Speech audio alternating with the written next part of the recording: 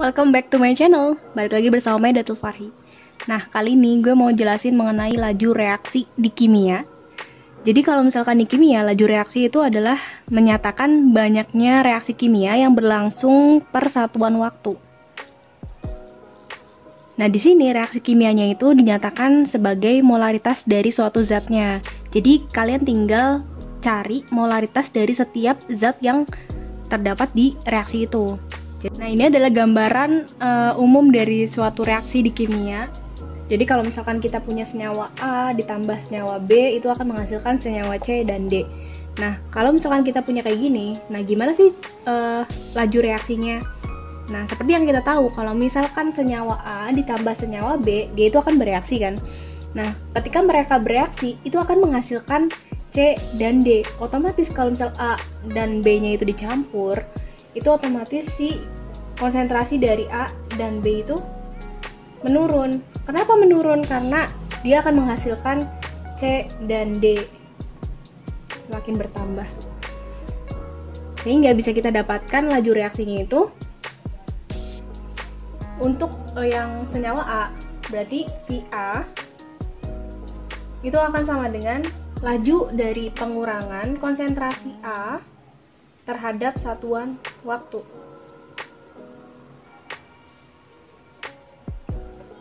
Ini perubahan. Terus untuk senyawa B juga sama. Laju pengurangan dari konsentrasi B per satuan waktu.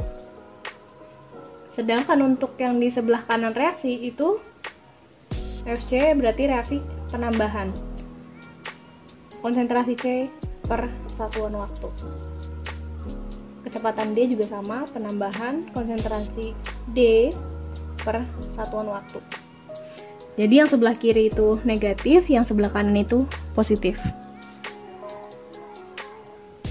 Nah, untuk perbandingan antara laju reaksi di senyawa ini, jadi kita punya reaksi yang seperti ini, kita akan punya perbandingan laju reaksi untuk setiap senyawa yang ada di sini, A, B, C, D, itu bisa kita tuliskan seperti ini.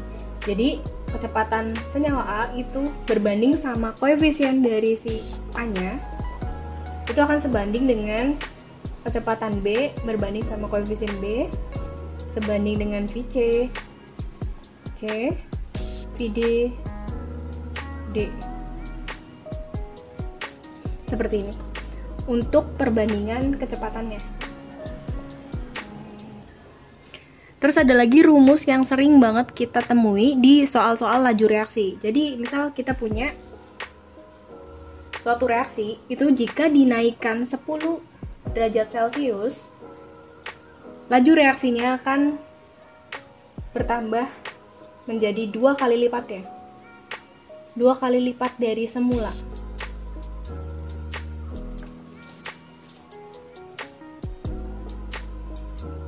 Sehingga bisa kita dapatkan rumusan seperti ini. V akhir itu akan sama dengan V awal dikali dengan 2, karena 2 kali lipatnya. Kalau misalkan di soal itu ada 3 kali lipatnya, 4 kali lipatnya, atau berapapun kali lipatnya, itu di sini. Terus pangkat perubahan dari suhu dibagi sama per berapa dia berubahnya. 10 derajat Celcius. Jadi kalau misalkan suhu awalnya itu misal 20 derajat Celcius, dia berubah ke 80 derajat Celcius. Jadi delta T-nya itu 80 dikurang 20. Jadi 60. 60 per 10 jadi 6. 2 pangkat 6. Kayak gitu. Nah, kalau misalkan di sini yang ditanyakan adalah waktu.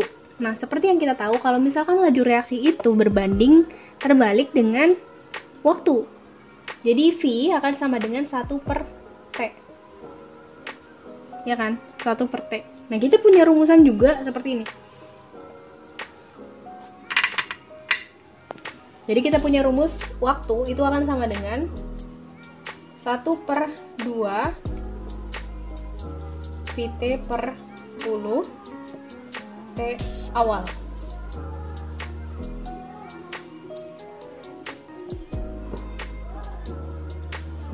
Ini waktu akhir dan ini waktu awalnya. Oke, segitu aja. Kalian bisa cari contoh-contohnya. Jangan lupa like, comment, dan subscribe. See you!